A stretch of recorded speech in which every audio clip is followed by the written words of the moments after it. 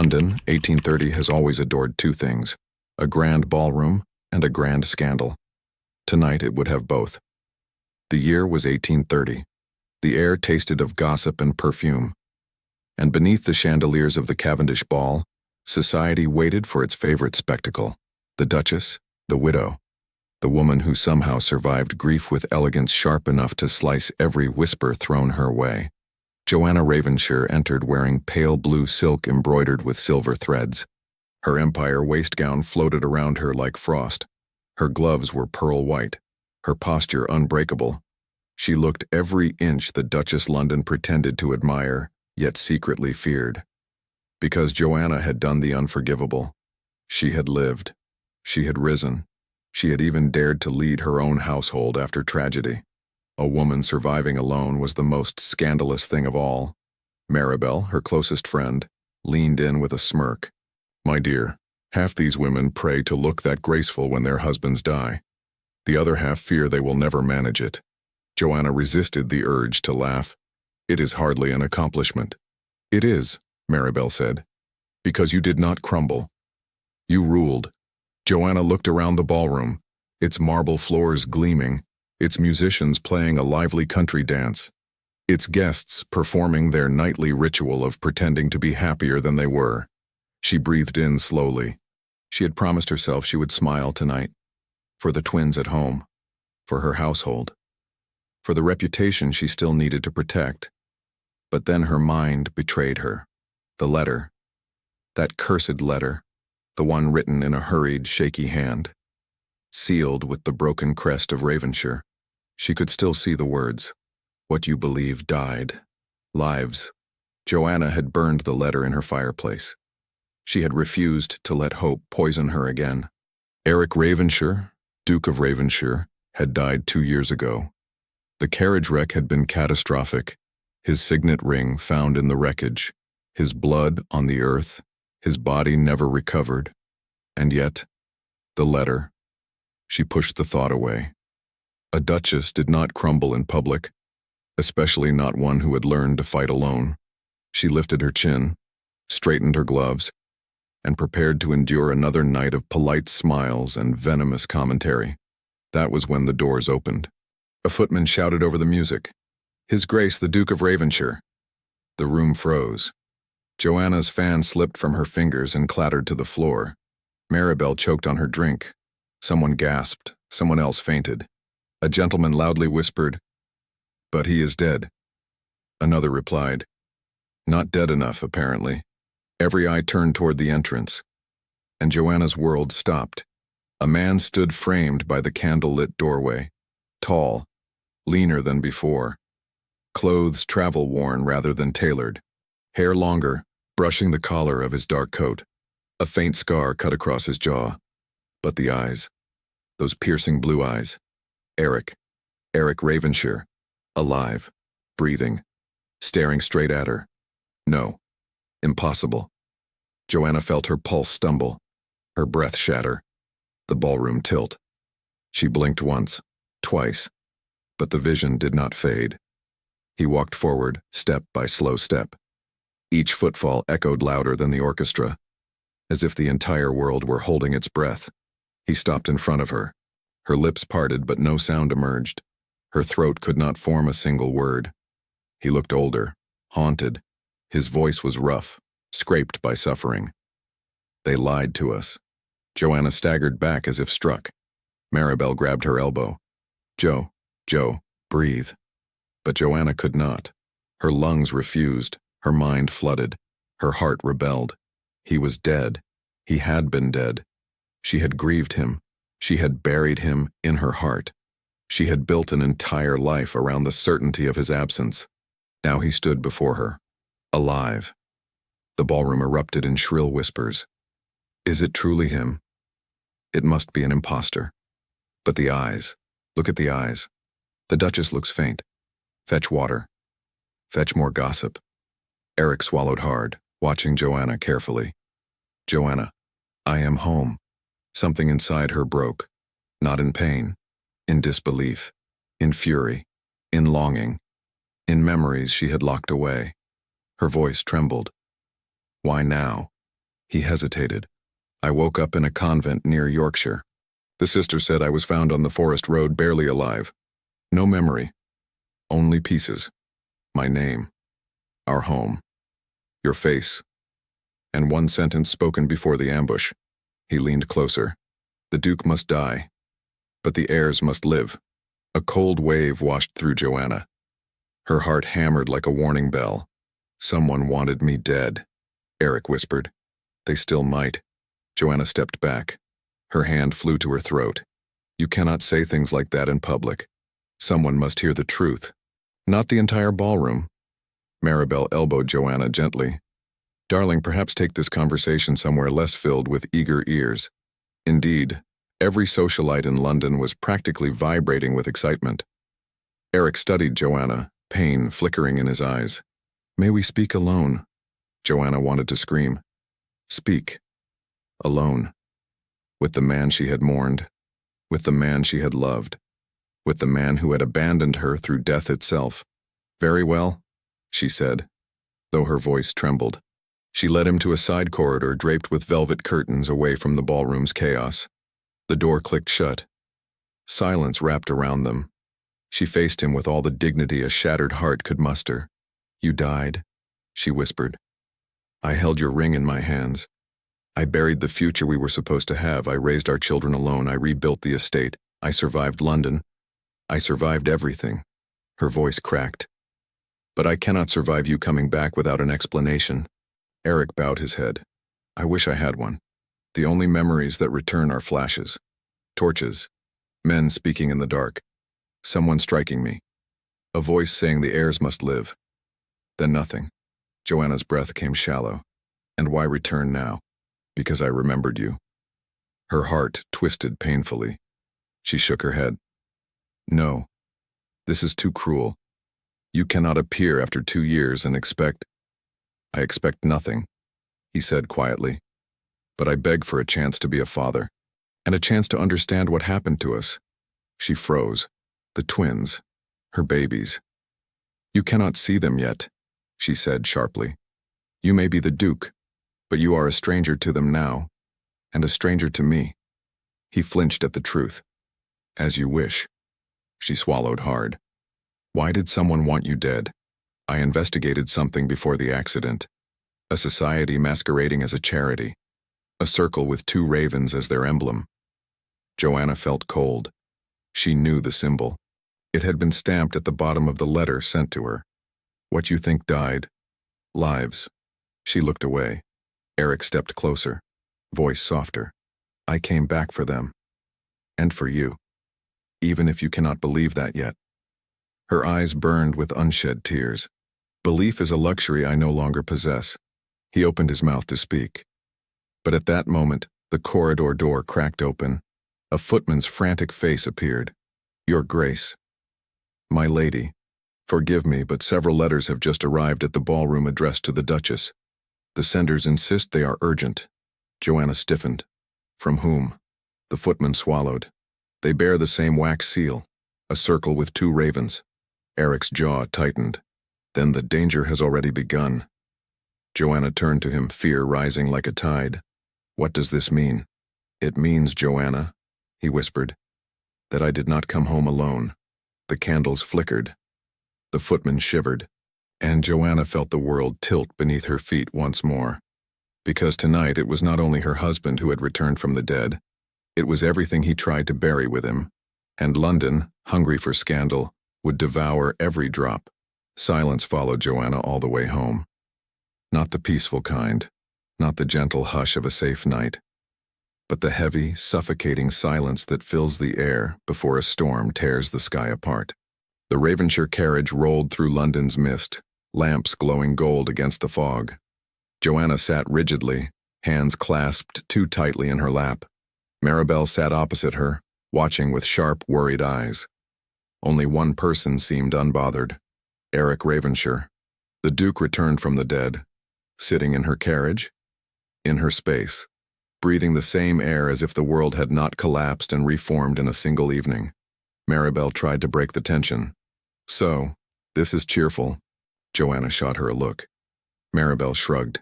Darling, I must say something or I will scream. Eric's gaze flicked toward them.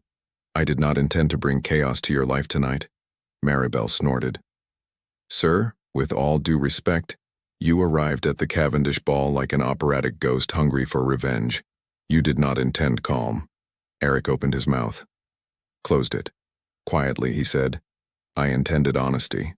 Joanna looked out the window, the London fog streaking past. Honesty, she said, her voice steady but cold. A curious choice of word from a man who died without warning. Eric leaned forward. Joanna, I did not choose. Stop. The carriage jolted as it passed over cobblestones. She turned her head sharply, meeting his eyes. You cannot speak to me as if 2 years have been a brief absence. I buried you. I watched our children sleep while I wondered how to raise them alone. I endured the pity, the greed, the whispers. I rebuilt Ravenshire from ashes.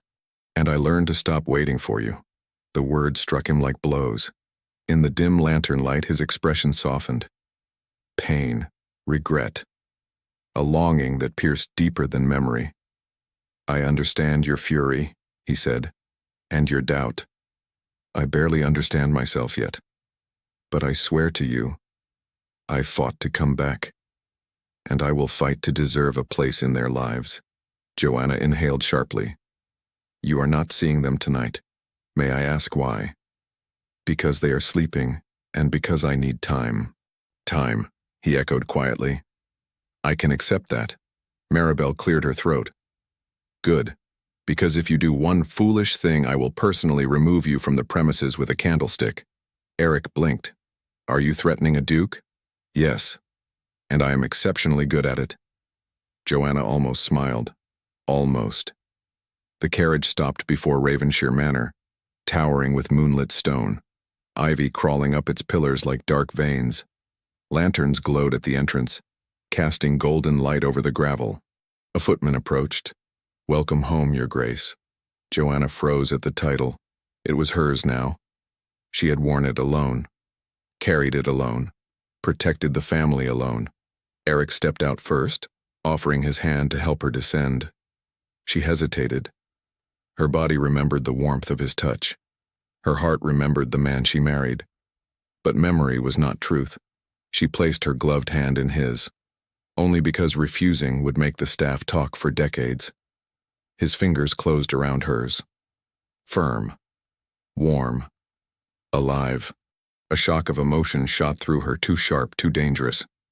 She pulled her hand away the moment her slippers touched the ground. Eric looked at the manor with a mixture of reverence and grief. I dreamed of this place, he murmured, but I did not believe I would see it again. Joanna walked ahead, keeping distance. Keep your voice low. The twins are sleeping. He nodded, falling into step beside her. Inside, candlelight flickered against marble floors and ornate walls. Joanna removed her gloves with precise movements, anything to steady her breathing. Eric looked around slowly. Nothing has changed. Everything has changed, she said softly. A shadow flickered at the staircase. A tiny one, bare feet pattering. A sleepy voice carrying through the hall. Mama, is someone here? Joanna turned sharply. Little Thomas, with curls sticking in every direction and his tiny nightshirt wrinkled, rubbed his eyes. Behind him, his sister Lily peeked out, holding her wooden toy fox. Joanna's heart slammed painfully. This was the moment she had feared, the moment she could not control, the moment she could not prepare for. Eric inhaled sharply, eyes trembling. He took an instinctive step forward. Joanna raised a hand, blocking him. Not a word, she whispered. Thomas blinked, confused. Mama. Who is that man? Joanna knelt, pulling him gently into her arms. Just someone who came to speak with me, she whispered. It is late, you should be resting. Lily looked past Joanna. The little fox toy slipped from her fingers. Her eyes widened, not in recognition, for she barely remembered ever seeing her father, but in instinct, curiosity, fear, something she did not yet know how to name. Eric whispered, voice cracking. They have her eyes. Joanna stiffened. They have their own eyes, she said, and they are not ready for you. Thomas clutched Joanna's skirt. Is he a stranger, Mama? Joanna kissed his forehead. Yes, she whispered. For now. It was the cruelest truth she had ever spoken. Eric bowed his head, breath shaking. I understand, but the pain in his voice said otherwise. Joanna turned to the children. Come, my loves, let me take you back upstairs. As she led them away, Eric remained frozen. A soldier in the field, a ghost in his own home. Maribel appeared behind him, arms crossed. You look like a man who expected a miracle. Eric swallowed. I suppose I did. Maribel tilted her head. If you want them to trust you, you must earn it. With patience, with humility, with consistency. Eric let out a shaky breath. I intend to. She studied him carefully. I hope for all their sakes that you are the same man you once were. His eyes darkened. I am not. And that, Maribel said gently, may be the most hopeful thing of all. Upstairs, Joanna whispered lullabies until the twins slept again, but her own heart refused to quiet. Downstairs, Eric wandered into the study.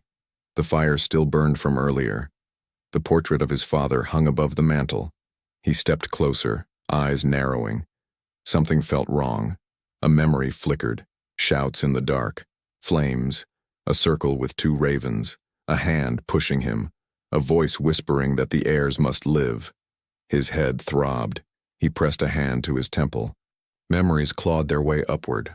Torches, hooves, cold rain, a man laughing, a blade, a betrayal. He gasped. The door swung open. Joanna stood framed by firelight, arms crossed, her presence commanding the room. We need rules, she said. He turned slowly. Rules. Yes. You will not see the children without my permission. You will not make staff announcements without consulting me. You will not disrupt the household order. And you will not assume you can return to your duties as Duke until we understand what happened to you. Eric nodded once. And what of us? Her throat tightened. There is no us. He stepped closer. Then why are you shaking? She glared at him. I am not. You are. She hated that he was right. He lowered his voice. I came home for many reasons, Joanna, but you are the one I remembered when I remembered nothing else. Her breath caught. Do not say things like that, she whispered. I cannot afford to believe them. He opened his mouth to respond, but a sudden knock echoed through the hall. A footman hurried in, face pale. Your Grace, another letter has arrived. Joanna froze. Eric stiffened. What seal? He asked. The footman's voice trembled. The same. A circle with two ravens. Eric reached for the envelope, but Joanna snatched it first. She broke the red wax, unfolded the parchment, read the first line. Her blood turned to ice. Eric saw her expression. What does it say? Joanna lifted her eyes slowly. They wanted you dead, Eric, she whispered. But they want me next. The candles snapped with a sudden draft. The fire hissed. Eric stepped closer. Show me. She handed him the letter. His jaw clenched. He read the final line aloud. Return the Duke to the grave, or the Duchess will join him. The room fell deathly still. Eric lifted his gaze, voice cold as steel. They are here. Joanna felt the air shift. The walls tighten, the danger grow. What do they want? She whispered. He stepped closer, his eyes burning with a promise, with fury, with something she did not yet dare to name. They want our children, he said, and they want our bloodline gone. Her knees weakened, and they will fail.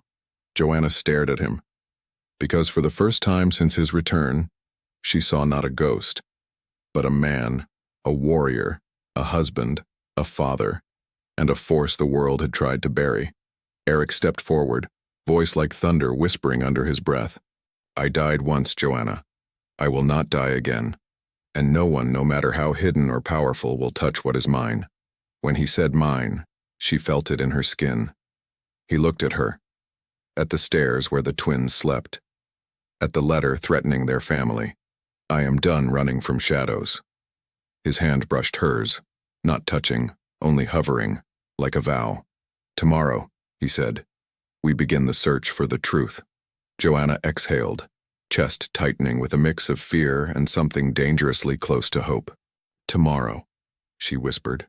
But London, always hungry for scandal, was already awake, and the shadows were moving faster than either of them could imagine. Morning arrived far too quickly for Ravenshire Manor. The sun pierced the curtains with golden insistence, as if determined to drag everyone out of their nightmares. The birds chirped with an enthusiasm wholly inappropriate for a household currently drowning in scandal, suspicion, and the resurrection of one duke. Joanna stood before the bedroom mirror, adjusting the sash of her soft ivory morning gown. Her hair cascaded over one shoulder in loose waves, a style she usually reserved for calmer days. Today was not one of those days. She stared at her reflection. No one could see it, but she felt it. Her entire life had shifted, tilted, quaked, and the ground had not yet settled beneath her feet. A knock at the door. "Come in." Maribel marched into the room without ceremony, carrying a tray of tea and the expression of a woman prepared to lecture the entire parliament if necessary. "How are you alive this morning?" she demanded. Joanna sighed. "I am not entirely sure I am." Maribel placed the tray down. "You should have woken me, or at least sent for me, or screamed loudly enough for the entire manor to hear. I handled it." "Did you?" Maribel said, raising a brow. "Because I saw your face last night. You looked like the poor soul who discovers her husband alive after 2 years dead." "Because I did." Maribel paused. "Right. Yes. Well, fair enough." Joanna sat on the edge of her bed. "He is alive, but the man who returned, I do not know him." Maribel softened. "He has changed, Jo. Anyone can see that. Suffering alters people. I know that," Joanna whispered. "But I cannot simply let him walk back into our lives. Not after everything." Maribel lowered her voice. "And yet, you want to." Joanna froze. A pulse of heat rushed to her cheeks. "Do not say things like that." "Why not? They are true." Joanna stood abruptly, walking to the window overlooking the sprawling gardens. The roses were in bloom. The gravel paths wound like pale veins through emerald lawns. "He was my husband," she whispered, "and the children deserve to know their father. But her voice wavered. "I spent 2 years learning how to let him go, and he spent 2 years trying not to die." Joanna closed her eyes. "I do not know how to fit those truths together." Maribel placed a gentle hand on her shoulder. "Then give yourself time." But time was not something Joanna doubted the world would grant her. Downstairs, the staff were buzzing with barely contained excitement. The Duke had returned. The Duchess had faced him. The children had almost seen him. Letters bearing ominous ravens had arrived in the night. It was a household ready to explode. Joanna descended the stairs just as Eric stepped into the entrance hall. He wore a simple white shirt and dark trousers. His hair was damp, pushed back, the faint shadow of a beard darkening his jaw. He looked nothing like the polished nobleman London remembered, more like a man who had fought the wilderness to return home. His eyes lifted at the sound of her steps. "Good morning." "Is it?" she asked coolly. "It is for me." She exhaled sharply. "Do not begin the day with charm." His lips curved slightly. "That would be quite difficult. It is my natural state. Absolutely insufferable. Entirely accurate." Maribel passed between them dramatically. "Well, good to know nothing has changed in the conversational department." Eric cleared his throat. "I would like to see the children today." "You will," Joanna said. "If they wish it, and if you do not. I have already stated my conditions. I accept them." Maribel clapped her hands. "Wonderful. Now that you two have established the rules, might I suggest breakfast, preferably before either of you strangle the other." At the breakfast table, the twins sat across from their mother, eyes wide and curious. Thomas poked at his porridge. Lily traced circles on her wooden fox. Joanna kept her tone gentle. "Darlings, someone very important has returned home." Thomas frowned. "Aunt Maribel." "No, not Aunt Maribel." Lily perked up. "The doctor." "No, dear." Thomas gasped. "The baker. He brought those cinnamon buns." Joanna took a steady breath. "It is your father." Silence. Thomas blinked. But our Father is in heaven. Lily nodded solemnly. Yes, he is with the angels. Joanna felt her throat tighten. I believed so too. But he has returned to us. He is alive, and he would like to meet you. Very gently, very slowly, only when you feel ready. Thomas whispered. Is he like the ghosts in the stories? No, he is real. Lily's fingers tightened on the toy fox. Is he kind? Joanna took her daughter's hand. He was kind, and he wishes to be kind again. The twins exchanged a solemn glance. Thomas whispered, We want to see him. But only if you stay with us. I will. Down the hall, Eric waited outside the breakfast room, gripping the edge of a marble pillar like a man bracing for battle. When the door opened, he straightened abruptly. The twins peeked out. Lily hid behind Thomas. Thomas stepped forward bravely. You are our father. Eric bent down on one knee. So I am told. You look different. I feel different. Thomas studied him critically. Do you like sweet biscuits? Eric blinked. I believe so. Thomas leaned closer. Are you going to steal Mama again? Joanna choked on her tea. Eric's voice turned gentle. No, I am hoping she might allow me to stay. Lily, small and hesitant, came forward and placed her tiny hand on Eric's knee. You came back, she whispered. Eric's eyes shined. I promised myself I would. For the first time, Joanna saw it. Not the ghost, not the stranger, but the father. After a moment, she cleared her throat. Children, that is enough for now. Breakfast first, and then lessons. Thomas nodded. But Papa can sit with us. Papa.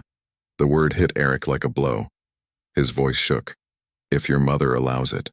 Joanna hesitated. Every instinct screamed at her to control the pace, to guard their hearts, to guard her own. But the children looked so hopeful. She nodded once. Very well. As Eric sat beside them, Joanna took her place across the table. For a moment, she allowed herself to breathe. And then the butler rushed in, pale as parchment. Your Grace, my lady. Another letter has arrived. Everyone froze. Joanna's stomach dropped. Show me. The butler handed over the envelope. The same wax seal, the same symbol, the same dread. But this time the letter was shorter, sharper, meaner. She opened it and read aloud. You cannot protect what belongs to us. Eric stood instantly. That is a threat. No, Joanna whispered. It is a declaration. Behind her, the twins huddled close. Eric looked at Joanna with a new fire in his eyes. Today we start the search. No more waiting. No more hoping they will reveal themselves. We pull the truth into the light. Joanna lifted her chin. Where do we begin? He stepped closer. With the one place they never expected us to look. And where is that? Eric's jaw tightened. My father's study. Joanna felt the blood drain from her face. Because that room, locked for years, was rumored to hold the darkest secrets of the Ravenshire line. Stories of oaths and betrayals, maps of debts and enemies, and the last surviving journal of a duke who had died refusing to speak a single name. Eric turned toward the hallway. Whatever is hidden in that room, he said, is what nearly killed me. Joanna followed him. And what will kill us if we ignore it? She paused at the study door. Eric, before we enter, I must ask you something. He turned to her, blue eyes steady. Her voice was low. Will this truth free us, or destroy us? He reached for the key. We will find out. The lock clicked. The door creaked open. Dust swirled in the dim beam of morning light, and the past finally exhaled. The door groaned open like a creature waking after decades of sleep. Dust floated through the still air of the late morning. The study of the former Duke had remained untouched since Eric's disappearance. Not because Joanna feared ghosts, but because the room itself felt like one. A memory, a warning, a wound carved into the manor's bones. Eric stepped inside first. Joanna hesitated on the threshold. The room smelled of cedar and faded ink. Shelves rose from floor to ceiling, filled with leather-bound volumes, many with strange symbols pressed into their spines. The curtains were drawn shut, thin strips of sunlight slicing through the darkness. Eric exhaled shallowly. I used to hate this place. Joanna lifted her chin. I avoided it. For what reason? For every reason. He nodded. That is fair. Joanna stepped inside, her slippers pressed softly against the thick rug. A cold shiver traveled up her spine. Maribel appeared in the doorway, entirely uninvited.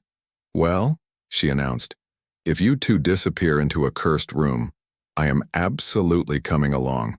Someone must play witness. Eric frowned. This is not a social outing. Neither is returning from the dead, yet here you are. Joanna almost smiled. Eric did not. What exactly are we looking for? Joanna asked. Anything my father kept hidden, he replied. A clue, a letter, a record. He was investigating the same symbol I saw the night I was attacked. Joanna paused near the desk. And the ravens. Especially the ravens. Maribel wandered toward a tall shelf. Lovely. Secret societies. Assassins. Possibly cursed trinkets. Just the thing I enjoy before luncheon. Eric ignored her and approached the desk. The oak was heavy and dark, carved with the Ravenshire crest. Its drawers were locked. Every one of them. Joanna leaned down. There is a false panel underneath. Eric blinked. How do you know that? I am a mother. And a duchess. My survival depends on knowing where men hide things. He stared at her for a moment. A flicker of admiration passed through his eyes. She pretended not to notice. Joanna tugged the panel. It clicked open. Inside lay a single slender key. Eric took it and used it to unlock the top drawer. Inside lay 4 objects: a journal, a torn map, a ring, and a letter sealed with black wax. Joanna inhaled sharply. What is that seal? Eric's voice dropped. The circle of ravens. Maribel muttered. Marvelous, truly marvelous. Why could we not have a normal family inheritance? Like cursed pearls. Or a haunted teapot. Eric opened the journal. The pages were filled with his father's neat script. Dates, names, symbols, observations. But the last entry chilled Joanna's blood. Eric read aloud. The threat grows. The circle wants the Ravenshire heirs. I fear the cost will be my son's life. Joanna is not safe. I must decide if I tell them the truth before the final warning arrives. Joanna's stomach twisted. He knew. She whispered. He knew something would happen to you. Eric tightened his grip on the journal. Yes. Maribel paced behind them. The circle wants heirs. Why heirs? Why children? Eric opened the next page. More writing. But this time, hurried. Panicked. The circle believes the Ravenshire bloodline holds the key to restoring the order. They need a sacrifice. They will come for my son's firstborn. They will come for Joanna. Silence filled the room. Joanna felt her knees weaken. They wanted me. She whispered. Eric's jaw tightened. They still do. Maribel crossed her arms. Why? What is so valuable about the Ravenshire bloodline? Surely it is not the ability to brood dramatically in well-tailored coats. Eric flipped the page, and then froze, because the next sentence was short, precise, terrifying. I fear the traitor is inside our family. Joanna's head snapped up. Inside. Inside. Eric repeated. Maribel swallowed. Is there a name? Eric turned the page. The next lines were blurred, smeared, as if someone had dragged their thumb across the wet ink. Only one word remained legible. Brother, Joanna stepped back. Brother, you do not have a brother. No, Eric said. But my father did, Maribel gasped. You mean the disgraced one? Eric nodded. My uncle. He was banished for debts, gambling, treachery. Joanna narrowed her eyes. And where is he now? Eric folded the journal shut. Nobody knows. The silence that followed felt dangerous. Joanna ran her fingers over the map inside the drawer. It depicted Yorkshire, a forest, the site of the carriage wreck. But something new had been added in the margin. A symbol, 2 ravens inside a circle, and a single word, summit. Joanna whispered, What summit? Eric frowned. I do not know. Before they could inspect further, Another knock echoed through the hall, too sharp, too urgent. A servant appeared in the doorway, pale and trembling. "Your Grace, a messenger from London. He says it is urgent." Joanna exchanged a glance with Eric. Maribel muttered, "This better be good." They followed the servant downstairs. Waiting in the foyer stood a boy no older than 12, holding a crumpled letter. His clothes were damp with rain, his hands shaking. "For the Duchess," he said. Joanna took the letter carefully. "Who sent you?" "A lady," the boy whispered. "She said to run, and not look back." Eric stepped closer. What did she look like? The boy shuddered. She wore a veil and carried a ring with 2 black ravens. Joanna felt the world twist. She broke the seal, unfolded the parchment. Read the words. Her blood ran cold. The letter said, "Do not trust the man who returned. He was not meant to survive. And neither are you." Eric froze. "Let me see." But Joanna held the letter tighter. "Eric, what does this mean? Who is sending these warnings?" Maribel whispered, "Oh dear, this is getting dangerously dramatic even for us." Eric took a step back, pacing, breathing sharply. "They wanted me dead. They failed." He lifted his eyes. "And now they want to turn you against me." Joanna's voice trembled. "Are you certain?" He met her gaze with painful honesty. "No, I am not certain of anything, except that someone inside our circle wants us destroyed." The boy swallowed. "There is something else, my lady." He reached into his pocket and pulled out a tiny metal token. He placed it in Joanna's palm. It was identical to the symbol in the study. 2 ravens inside a circle. But this one had something new. Words etched beneath the ravens. "Solemn sanguis." Maribel tilted her head. "Oh, wonderful. Latin, because this morning was not cursed enough already." Joanna whispered the translation. "Only blood." Eric's expression darkened. "It means they will not stop." Joanna stared at her children's toy fox lying on a side table, at the windows, at the shadows cast by the morning light. Her voice dropped to a whisper. "We have to protect the twins."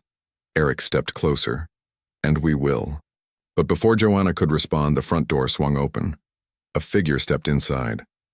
A man in an immaculate black coat, tall, elegant, cold. London's most dangerous gossip-monger and political manipulator, Lord Hawthorne. Eric stiffened. "Hawthorne? What are you doing here?" Hawthorne removed his gloves slowly, eyes glinting with interest. "To deliver unfortunate news." Joanna tensed. "What news?" Hawthorne held her gaze. "London knows the Duke has returned, and the circle has been informed." Eric's fists clenched. "Hawthorne, who told them?" Hawthorne smiled. "Oh, my dear Duke, you invited the wolves home the moment you stepped back into London." He leaned in, voice dropping like a blade sliding between ribs. "And the circle has only one rule. If the heir survives, the Duchess must not." Joanna felt her breath shatter. Eric moved instantly, placing himself between her and Hawthorne. A shield, a vow, a warning. Hawthorne smirked. "But do not worry. I came to help. For a price." Joanna narrowed her eyes. "And why would you help us?" Hawthorne stepped closer, studying her with unsettling curiosity. "Because, my dear Duchess, the circle wants something buried in your bloodline, and I want it first." Eric growled. "You will not touch her." Hawthorne raised a brow. "You misunderstand. I do not need to touch her. I simply need her alive." He leaned in closer. "For now." Joanna stepped back. The house felt colder, the shadows longer, the danger more alive. Hawthorne slipped on his gloves. "I suggest you choose wisely whom you trust inside this manor. After all," he opened the door to leave. "The circle already has." The door slammed shut, leaving Joanna trembling, Eric blazing with fury, Maribel muttering curses no Duchess should ever hear, and Ravenshire Manor suddenly felt far too small. Joanna whispered, "Eric, someone inside our home is helping them." Eric's jaw clenched. "Then we find them." "And when we do," Joanna whispered, What happens then? Eric looked at her, his eyes dark, his voice low. Then, Joanna, we start a war. The candles flickered, the map trembled, and somewhere in the house, a floorboard creaked, as if someone was listening. The rain began just after Hawthorne's departure. Not a gentle rain, a storm. A hammering, relentless downpour that slammed against the windows of Ravenshire Manor, as if trying to claw its way inside. Joanna stood at the top of the main staircase, watching lightning illuminate the long hallway. Every shadow seemed longer tonight, every creak louder. The house felt alive, listening, judging, waiting. Eric approached from behind her. You should rest. She did not turn. I cannot. The children are safe. Maribel is watching over them. Joanna finally faced him. And who is watching over us? He held her gaze. I am. She opened her mouth, but no answer came. Not because she doubted him entirely, but because trusting him meant unraveling 2 years of survival. He stepped closer.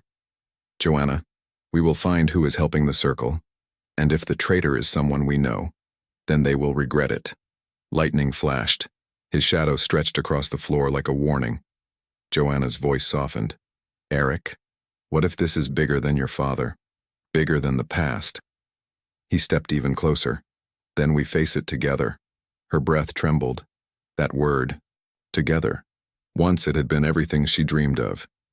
Now, it was a battlefield. They returned to the study. Candles burned low, casting trembling light over the desk where the journal and map still lay open. Joanna pointed at the torn corner of the map. This symbol, it was carved into the letter I received. Eric nodded. I saw it the night of the ambush. And your father drew it. Yes. Maribel entered quietly, a tray of tea in hand.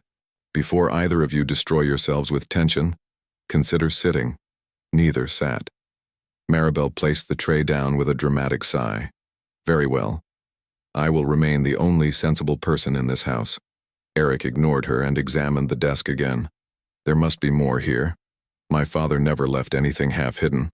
Joanna pulled open another drawer. Inside lay stacks of correspondence, dozens of letters tied with red ribbon. She sorted through them quickly. Debt requests, political invitations, complaints from tenants. Ah, this one is from Lady Pembroke complaining about your father's landscaping choices. Maribel snorted. That woman complains about oxygen. Joanna froze as she reached another bundle. These letters had black ink seals. The circle. Her stomach tightened. Eric, look at this. He took the letters, skin paling as he scanned them. They contacted him years before my ambush. Maribel gasped slightly. Is that normal for secret murderous societies? Do they send newsletters? Eric ignored her. The letters mention heirs, and a prophecy, and... He stopped. Joanna's voice lowered. And what? Eric turned the page toward her.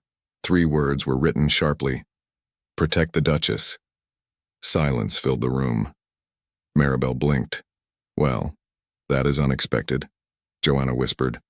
Why me? Why protect me? Eric's voice was tight. I do not know. But this changes everything. She touched the page, fingertips trembling. Someone inside the circle wanted me alive. Eric clenched his jaw. That means there are factions, not one enemy, but many. Joanna closed her eyes briefly. We need to know who wrote this. Eric nodded. We will. A sudden scream echoed through the manor, high, sharp, childlike. Joanna ran instantly. She sprinted down the hall, skirts flying, heartbeat slamming against her ribs. Thomas, Lily. She threw open the nursery door. The twins sat upright in their beds, trembling. The window was open. Curtains billowed violently. Maribel was nowhere to be seen. Joanna rushed to the beds. My loves, what happened? Thomas pointed with shaking hands. The man at the window. Eric froze in the doorway. Man. Lily held her fox tightly, tears streaming down her cheeks. He watched us, she whispered, and he had the same ring as the lady. Joanna felt the blood drain from her face. Eric rushed to the window. The rain soaked the sill. boot prints in the mud outside. Fresh, deep. He turned to Joanna. He was here, inside the gates. Joanna held the twins tightly. This is my fault. They are after me. They are after them. Eric knelt in front of her.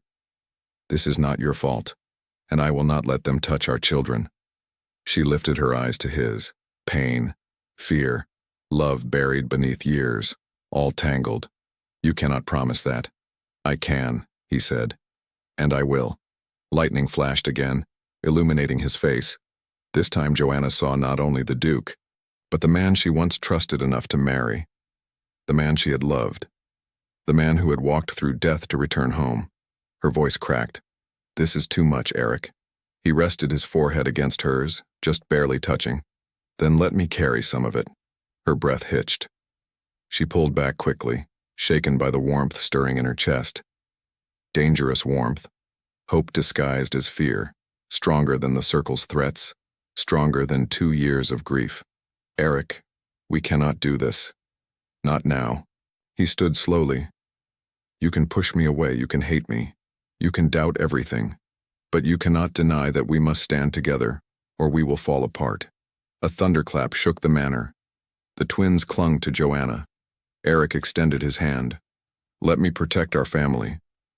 Joanna hesitated, a duchess in battle with her heart. Finally, she placed her hand in his. For the children, she said softly. Eric's voice deepened. For all of us. But neither of them noticed something beyond the window. A figure in the rain, watching, waiting, holding a token with 2 ravens, and whispering a message meant only for the storm. It begins. The storm did not ease. It only grew. Thunder rolled across the sky like an angry god demanding a confession. Rain whipped against the manor walls. Every window rattled. Every candle shook. And inside Ravenshire Manor, fear settled like cold breath on the back of Joanna's neck. The man at the window, the boot prints in the mud, the ring Lily had recognized, the letters, the warnings. The circle was not coming. The circle was already here. Eric ordered the guards to search the grounds. He sent for the constable. He doubled the footman's patrol. But Joanna could see the truth in his eyes. He was not frightened for himself. He was terrified for them. Now the twins were sleeping in her chamber, curled beneath the heavy embroidered blankets. Joanna sat on the edge of the bed, stroking Lily's hair, while Thomas clung to her sleeve. She did not dare sleep. A soft knock sounded at the door. Eric. She opened it. He stood there in the dim candlelight, rain-soaked from the search outside, hair dripping onto his white shirt. His coat clung to his body, dark with water. He looked like a man carved out of storm and stubbornness. Joanna's breath caught. Eric, you are drenched. It is only rain. You cannot take care of anyone if you fall ill. His eyes softened. Are you worried for me? She rolled her eyes, though her heart jumped. I am worried for the children. They need you steady. His lips curved in something dangerously close to a smile. I see. He leaned against the doorframe, studying her. You should rest. She shook her head. I will not close my eyes while that man may still be on the grounds. That is why I am here. She crossed her arms. To argue with me. No. He stepped inside. To stay. Her breath hitched. You cannot stay here. I can sleep on the chair. No. On the floor. No. At the door. Guarding you. Her pulse quickened. Eric. He lowered his voice. I lost you once. I will not lose you again. Something inside her cracked. Not fully. But enough to let warmth slip through. Do as you wish, she whispered. Eric nodded and sat in the armchair near the hearth. He draped a blanket over his shoulders and watched the fire. Watched the hallway. Watched her. Joanna went back to the bed. But every time lightning illuminated the room, she glanced toward him. He was awake. Alert. Protective. Not the man she buried. A man reborn. Hours passed. The storm softened to a steady drizzle. The twins slept more peacefully. Joanna sat by the window, too restless to rest. Her thoughts spiraled. The circle, the ravens, the traitor inside the manor, her father-in-law's warnings, Hawthorne's arrival, her husband's survival. Everything felt intertwined. Everything felt wrong. Eric's voice broke the silence. "What are you thinking?" She turned. "About the children. And," she hesitated. "And us." He stiffened. "Joanna, this changes everything," she whispered. "You being alive, and the danger, and the secrets, and," her voice cracked, "and the memories." Eric stood from the chair. He approached slowly, as if afraid she would shatter. "What memories?" She looked down at her hands. "You, us, the things we never resolved." He knelt before her. "Tell me." Lightning flashed behind him, outlining his silhouette in silver. "I spent 2 years grieving you," she whispered. 2 years raising the twins alone. 2 years learning to harden myself so I would not drown." She exhaled shakily. "And now you are here. And I feel everything again. Everything I buried. Everything I learned to silence." Eric's hand hovered near hers, not touching but close enough to make her heart stumble. "I am not the same man you married," he said quietly. "And you are not the same woman I left behind." Her eyes lifted to his. "But are we strangers?" "No," he whispered. "I could never be a stranger to you." Her breath trembled. "This is dangerous." "Everything worth fighting for is." Joanna looked away sharply. "You were dead, Eric." "I know. And now you expect—" "I expect nothing," he interrupted gently. "I only ask for the chance to try." She felt tears sting her eyes. "I am afraid." "I am too." That admission shook her. He rose slowly. "Joanna, let me be clear. I am not asking for forgiveness, not yet. I am asking for time, and the chance to earn the right to stand beside you again." Her lips parted. "You cannot simply walk back into my heart." He stepped closer, close enough for heat to rise through her gown. "I will not walk." Lightning flashed. "Then what will you do?" she asked softly. His voice lowered. "I will fight for it." Her pulse quickened. Her knees weakened. She turned her face away, and that was when she noticed the folded letter on her dressing table. Not there before. Not placed by her. Her blood ran cold. "Eric!" He followed her gaze. "What is it?" She lifted the letter with shaking hands. The wax seal was fresh, black, pressed with the circle's ravens. She opened it carefully. Her breath froze. The letter said, "We are inside. Your walls cannot keep us out. Your guards cannot see us. Your duke cannot save you. Choose wisely, Duchess. Your bloodline ends when you choose wrong." And below, for the first time, a name. A name she recognized. A name that did not belong to a stranger. A name from inside her own household. Joanna's knees buckled. Eric caught her before she fell. "Joanna, what does it say?" Her lips trembled as she whispered, "It was not your uncle. It was never your uncle. Eric, the traitor, is someone we trusted." He steadied her. "Who?" She showed him the signature. His eyes widened with fury, with disbelief, with betrayal so sharp it stole his breath, and he whispered the traitor's name. Eric's breath left him in a single violent exhale. The name on the letter glared up from the page like a fresh wound carved into their world. A name both of them trusted. A name that had shared their dinners, walked their halls, held their children, and spoken affection with a voice sweet as honey. "Lord Aldrich."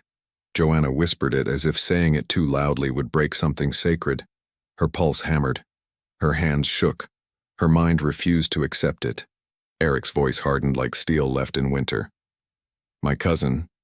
Joanna lowered the letter. He loved the children. He adored them. Eric's jaw clenched. He adored the inheritance more. Maribel appeared at the door, hair tousled from sleep, still wearing her night robe and holding a candlestick like a weapon. "I heard someone shout betrayal. Is the crisis starting early today?" Joanna showed her the letter. Maribel's eyes widened. "Oh, well, that is exceptionally treacherous." Eric ran a hand through his hair, pacing like a caged predator. "Aldrich has been here. Recently. He visited last week. played with the twins, congratulated you on your strength, and lied to our faces. Joanna gripped the edge of the table. Why would he sign his own name? That is foolish. Too obvious, too blatant. Eric's eyes narrowed. Because he wants us to know. Thunder cracked outside, rattling the window. Maribel crossed her arms. That sounds like the behavior of a man who believes he cannot be touched. Eric nodded. Aldrich always believed he deserved the dukedom. He was next in line if I died without heirs. Joanna swallowed. And since you did have heirs, they became obstacles. Joanna's stomach twisted painfully. Obstacles he tried to remove. Eric turned to her. He used the circle. He joined them. Maybe even led them. The attack on my carriage. The letters. The threats. He stepped forward, voice low. And last night, watching the children, Joanna's knees weakened. What does he want now? To finish what he started. Eric grabbed the coat he had left by the door. I am going after him. Joanna rushed forward. No, you cannot run into a trap. This is not a trap, this is justice. Maribel slapped her palm against the wall. Oh, absolutely not. You are not both running into danger at dawn. Joanna, stop him. Eric turned, voice clipped. I am not hiding in my own home while my cousin hunts my family. Joanna's voice sharpened. And I am not losing you again. That stopped him. Completely. He stared at her as if she had spoken a forbidden truth. Say that again. She shook her head, cheeks flushing. You heard me. Somewhere in his chest, something softened. Melted. Woke up. Joanna. That is not the point. She cut in quickly. We need a plan. We cannot simply attack a man supported by a society that has existed longer than we have been alive. Eric stepped toward her. Then what do you suggest? Her breath trembled. We make him come to us. Maribel gasped. Oh dear heaven. We are doing something foolish, I can sense it. Joanna. What exactly are you planning? Joanna straightened her spine. If Aldrich is arrogant enough to reveal himself, he is arrogant enough to think he controls this game. Eric's eyes narrowed. You want to bait him? Yes. Using what? Myself. Eric's breath froze. Absolutely not. Joanna stepped toward him. He wants me. He wants the children. He wants control of the inheritance. If he believes I am vulnerable, or frightened, or willing to negotiate, he will show himself. Eric gripped her arms. You are not sacrificing yourself. I am not. I am acting strategically. I forbid it. She lifted her chin. You no longer have the authority to forbid anything. His jaw tightened. I am your husband. You were. Lightning flashed at the window, casting both of them in cold white light. He stepped even closer. And what am I now? She opened her mouth, but her voice would not come. Eric whispered. Joanna. Look at me. She did. Is there truly nothing left between us? Her pulse stumbled. There is danger everywhere, Eric. I cannot think about. He leaned in. No, that is not answering. I am asking what is between us. You and me. She swallowed. I do not know. He exhaled harshly. That is the first honest thing you have said about us since I returned. She glared at him, cheeks burning. And if you do not stop staring at me like that, I will forget what we are discussing. His lips curved. Good. Maribel loudly cleared her throat. If you two wish to flirt passionately while a murderous cousin stalks the grounds, please move slightly to the left so I can be out of the splash zone. Joanna stepped away at once. Eric rubbed a hand down his face. Fine. We will not go after Aldrich blindly, but I will not let you use yourself as bait. She spoke softly. Then we bait him together. Eric looked at her. Long, deep, searching. And finally, he nodded. Together. A plan formed. A dangerous one. A reckless one. A plan only two desperate parents could agree to. Joanna sat at her writing desk. Eric stood behind her, one hand resting near her shoulder, steadying her. Or perhaps steadying himself. Maribel watched from the corner with a cup of tea and a horrified expression. Joanna dipped her quill in ink. What should the letter say? Eric's voice was low. Tell him you will meet him at dusk, alone. Maribel sputtered. Absolutely not. Joanna lifted her chin. Then add a line that implies I know something he wants. Eric's hand tightened on the desk. And add that you are considering surrender. Joanna turned to him. Surrender. To make him feel bold, reckless, overconfident. She nodded once. Lightning flashed outside. She wrote the words. Aldrich, I am done running. Meet me at dusk. Come alone. We must end this. I will give you what you want. Joanna sealed the letter. Eric looked at her. Are you ready? Her voice was steady. No, but I will be. He stepped closer. Whatever happens, Joanna, I am at your side. Her breath trembled. Even now. Especially now. But before she could answer, a second flash of lightning illuminated a silhouette at the window. A tall figure. Watching, waiting, listening. Joanna gasped. Eric sprinted to the window, but the shadow vanished into the storm, leaving behind a single raven feather pressed against the wet glass. Joanna lifted it with shaky fingers. They are already here. Eric turned to her. And they just received our invitation. Dusk in Ravenshire had always been beautiful. Soft lavender skies, golden light slipping through tree branches, a quiet hush settling over the estate like a lullaby. But tonight, dusk felt like a warning, a blade, a breath held by the entire world. Joanna stood in her dressing chamber, fastening the tiny pearl buttons of her dark green cloak. She wore no jewelry, no ornaments, nothing that shone, nothing that could be grabbed. Just simplicity, just readiness, just resolve.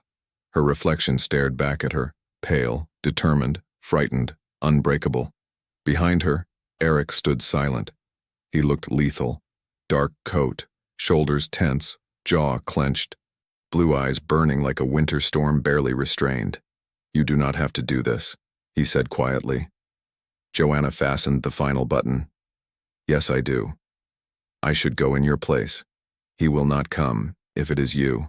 Eric stepped closer. Too close. Close enough to feel his breath warm against her neck. And I am supposed to watch you walk to him.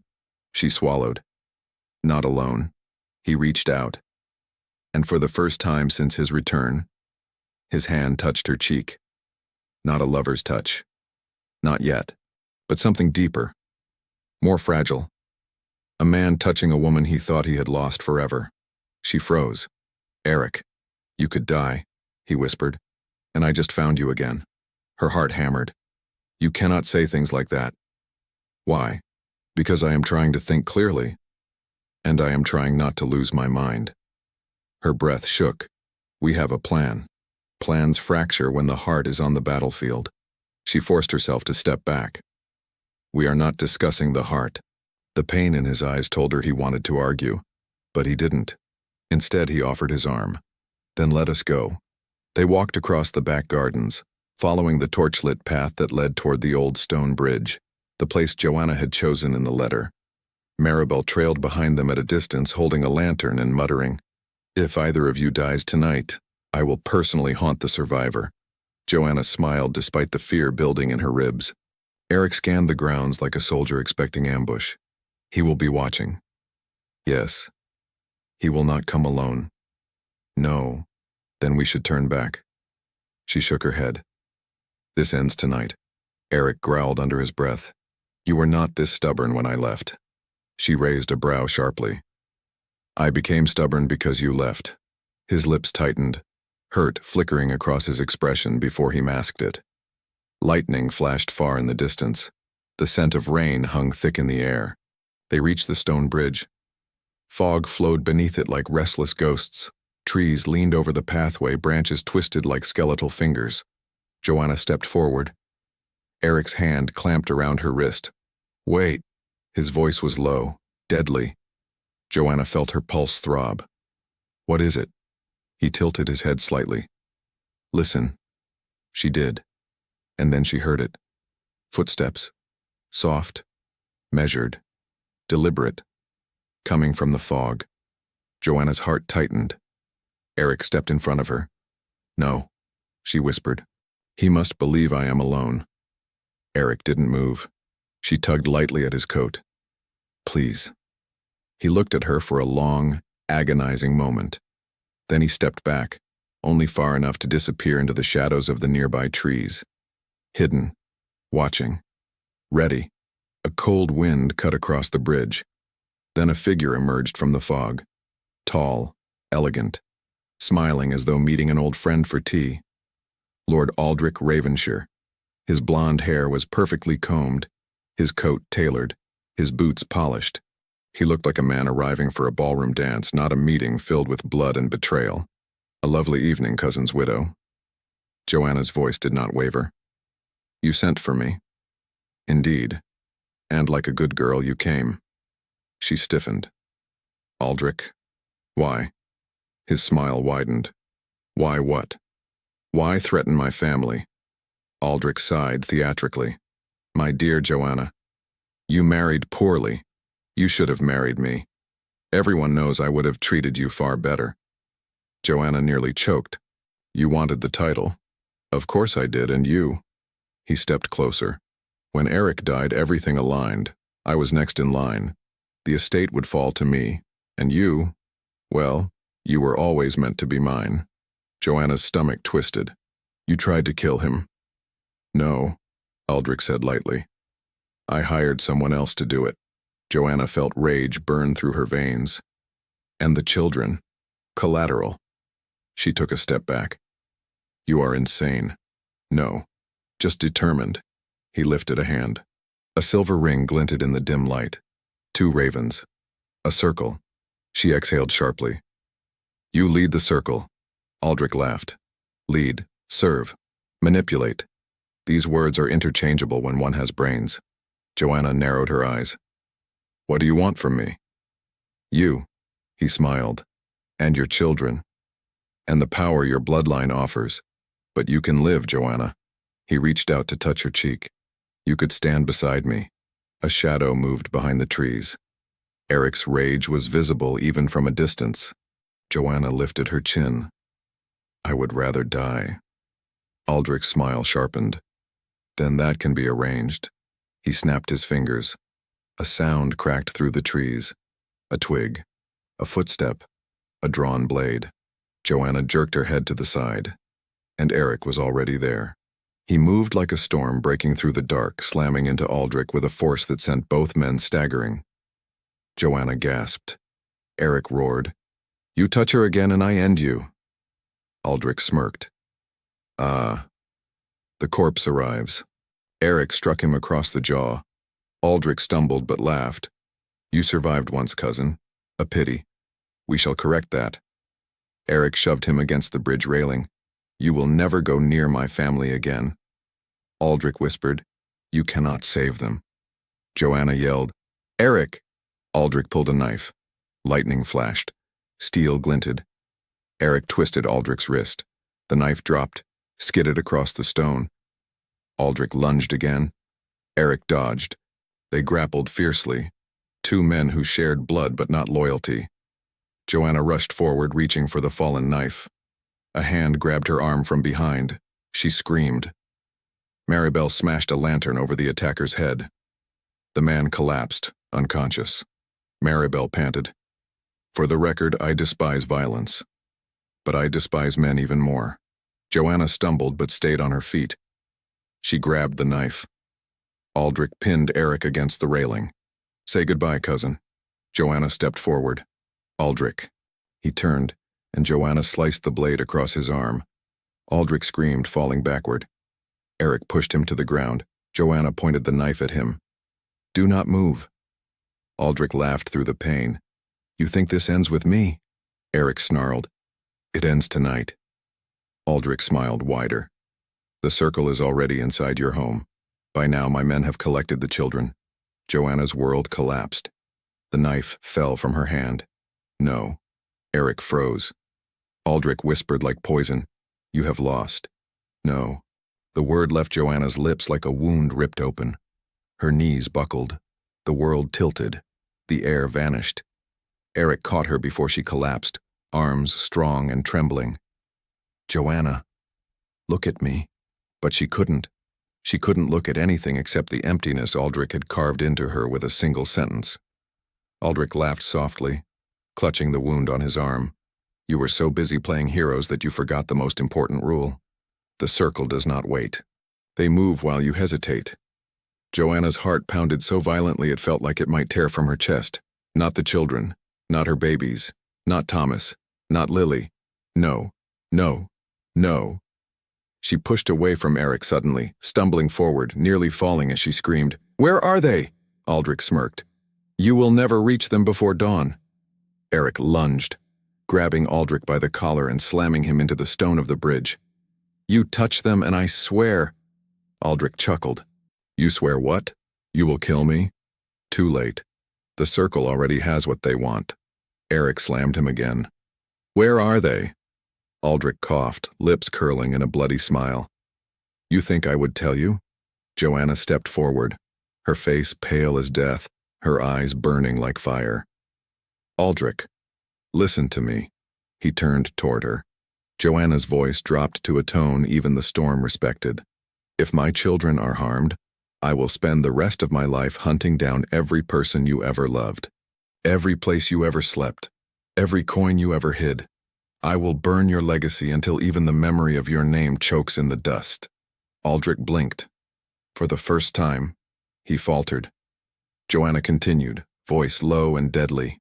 "You forget what a mother can do. You underestimate me. Everyone always has." She stepped closer. "But I am the Duchess Ravenshire, and I do not break." Aldrich swallowed. Eric's grip tightened around Aldrich's throat. "Tell us where they are." Aldrich breathed out slowly. "Very well, cousin." He lifted one finger and pointed toward the dark tree line. "The old chapel." Eric stiffened. "No, the old Ravenshire chapel, a place abandoned for decades, a ruin whispered to hold the darkest history of their bloodline." Joanna whispered, "They took them there." Aldrich smiled again. "And if you are not quick, the circle will finish what should have been finished years ago." Eric didn't wait. He punched Aldrich so hard the man fell unconscious. Maribel gasped, "Good heavens." Finally, Eric grabbed Joanna's hand. "Joanna, listen to me." She shook violently. "Thomas, Lily, Eric, we will find them," he said fiercely. "I swear it." Her breathing was shallow, frantic. "My babies, my babies." Eric cupped her face with both hands, forcing her eyes to meet his. "Joanna, focus on me." She trembled. "We cannot lose them. We won't. You don't know that. I do," he whispered, forehead touching hers. "Because I have you. And with you I can do anything." Tears slid down her cheeks. "Eric," he wiped them gently with his thumbs. "Cry later. Fight now." She inhaled sharply. Yes. Fight. She could fight. She could fight the entire world if needed. Joanna straightened her spine. "Let's go." The forest was pitch black. Torches flickered as Eric and Joanna ran side by side, mud splashing beneath their boots. Maribel followed behind them, cursing every branch that snapped her skirt. Wind howled through the trees.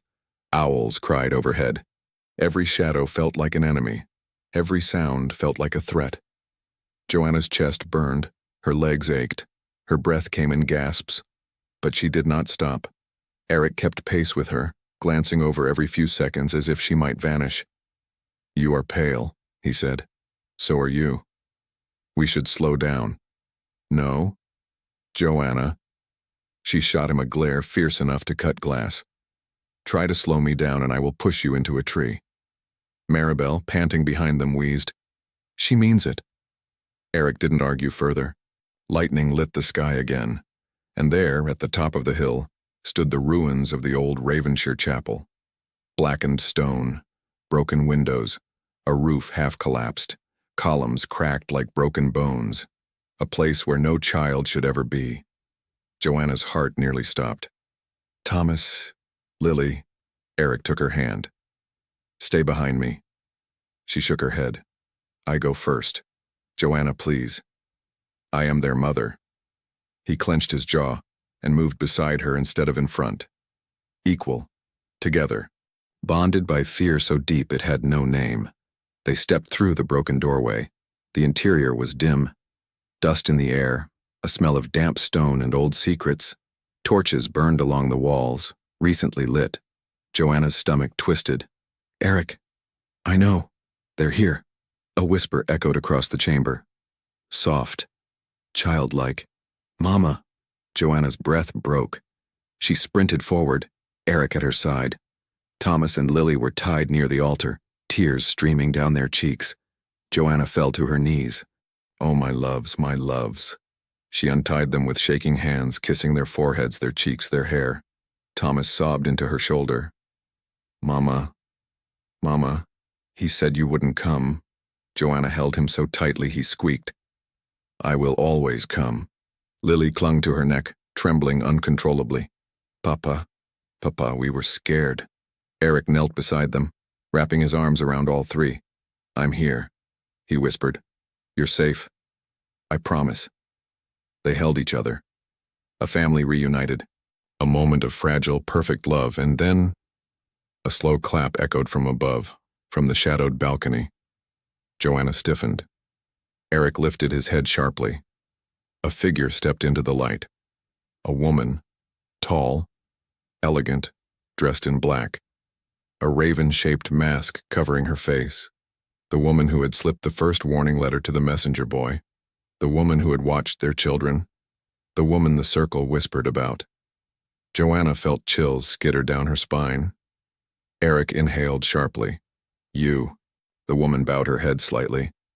"Good evening, Duke. Duchess." Joanna clutched the children closer. "Who are you?" The woman's voice flowed like silk over poison. "I am the one Aldrich feared. The one your father warned against. The one who controls the circle now."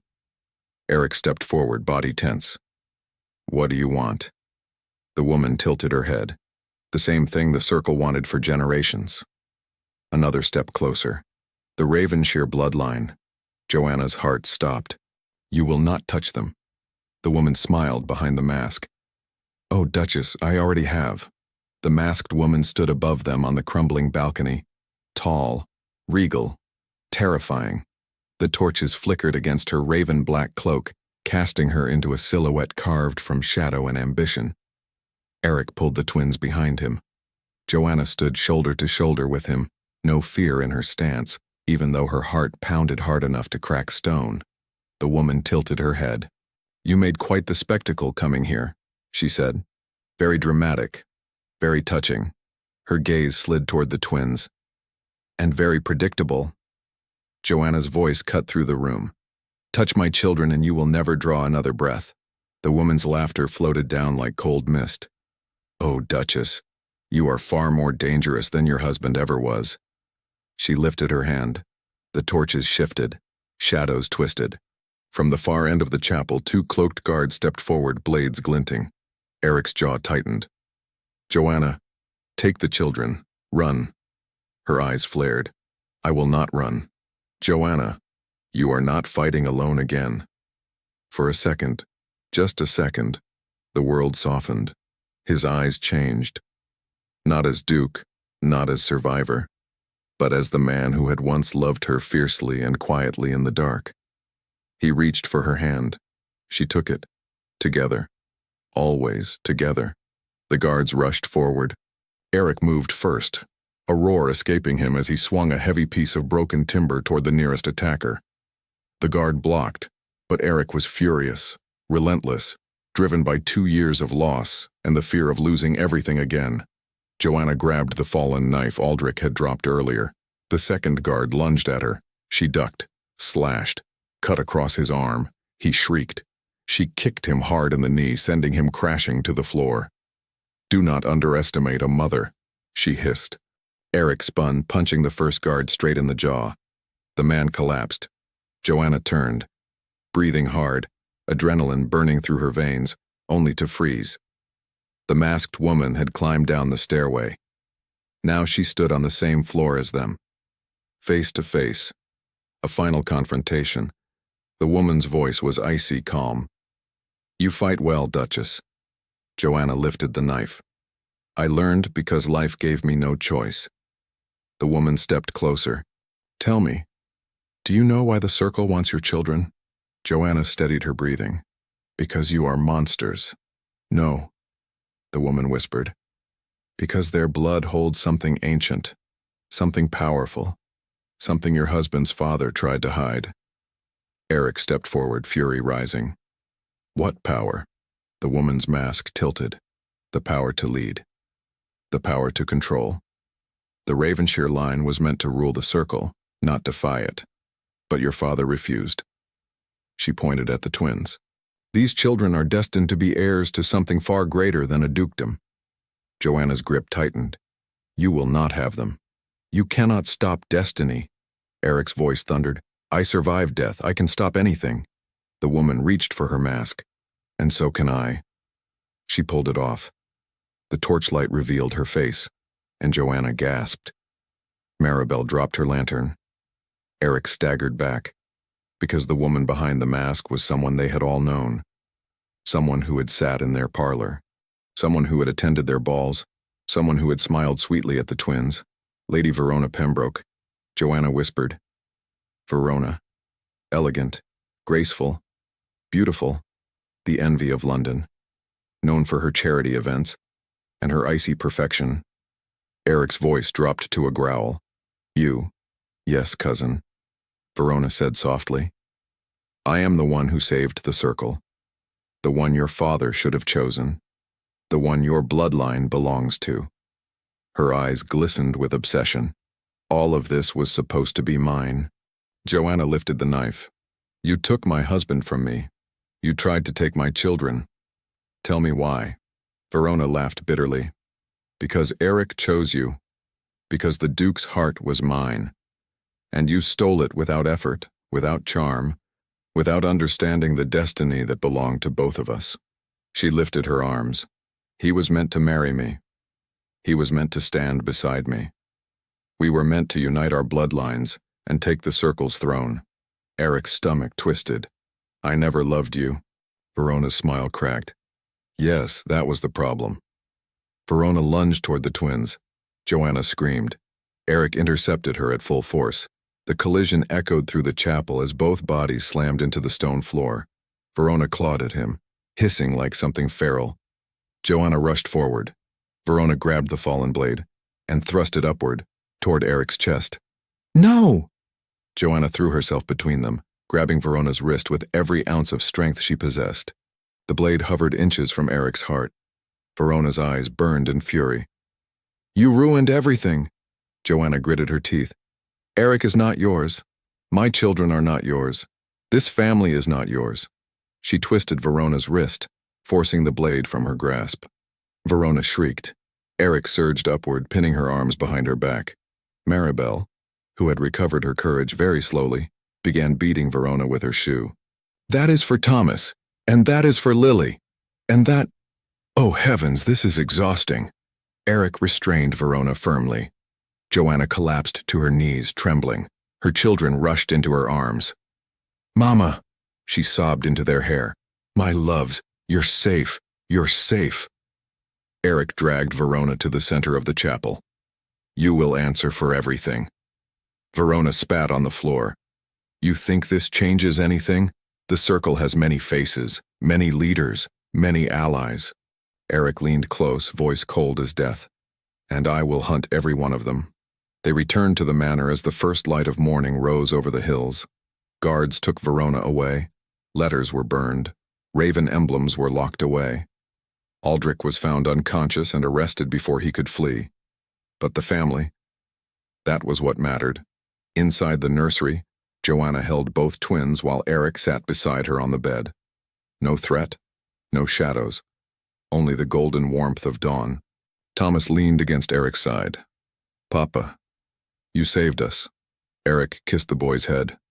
I will always save you. Lily wrapped her arms around Joanna. Mama is brave. Joanna kissed her cheek. So is my Lily. The children drifted to sleep again. Joanna looked toward Eric. He looked at her. A long, quiet moment passed, the kind that carried 2 years of pain, loss, longing, and unspoken love. Eric's voice was low. You were extraordinary tonight, Joanna. She shook her head. I was terrified. So was I. She smiled softly. But you still fought. And so did you. Their hands brushed, then intertwined. Joanna whispered, I thought I had lost you forever. Eric's eyes softened, full of emotion he could no longer hide. You did not lose me. You saved me. When I had nothing. When I was nothing. All I had was the memory of you. Tears warmed her eyes. Eric. He cupped her cheek gently. I love you, Joanna. Her breath trembled. And for the first time in 2 years, for the first time since grief broke her, she allowed herself to say the truth. I still love you. He leaned in. Their lips met. Slow. Tender. Painful with the weight of everything they had survived. A kiss, not of passion alone, but of return, of forgiveness, of a family rebuilt from ashes. When they parted, Eric pressed his forehead to hers. Come home to me, he whispered. I already am, she replied. Some stories begin with loss. Some begin with love. But the most powerful ones begin when people choose one another again, after the world has tried to tear them apart. This is a tale about courage, about honesty, about admitting wounds and letting healing grow in their place. It is a reminder that true love survives not because it is perfect, but because 2 hearts fight to stay. If this story moved your heart, my friend, you are invited to stay a little longer. Subscribe to the channel, like this video, leave a comment sharing what touched you most, and send it to someone who loves a good story of hope, romance, and redemption. Your support keeps these stories alive, and I will be here, ready to tell the next one, for you.